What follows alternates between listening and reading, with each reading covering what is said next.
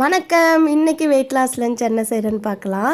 Beetroot வந்து ஒரு 1 கிலோவுக்கு கொஞ்சம் கம்மி. அதை வந்து எல்லாத்தையும் துருவி எடுத்துட்டு, பாதி வந்து பார்த்திங்கன்னா வெங்காயம், பச்சை மிளகா, கடுகு, உளுத்தம் பருப்புலாம் போட்டு கொஞ்சமாக தண்ணி மட்டும் சேர்த்து நல்லா லோ ஃப்ளேமில் வேக விட்டாலே நல்லா வெந்துடும். தேங்காய் துருவல் போட்டு அது பொரியலாக பண்ணிட்டேன். அதுக்கப்புறம் சாம்பார் வச்சுருந்தேன். சாம்பார் சாதமும் பீட்ரூட் பொரியலும் வச்சு லஞ்ச் வந்து பேக் பண்ணிட்டேன். இந்த பொரியல் மீதி இருக்கிறத நைட்டுக்குமே எடுத்து வச்சுப்பேன். ஈவினிங் வந்து ஏதாவது ஒரு சுண்டல் வேக வச்சுட்டு அது கூட கூட நம்ம இந்த பீட்ரூட் பொரியலை மிக்ஸ் பண்ணி சாப்பிடும்பொழுது நல்லாயிருக்கும்.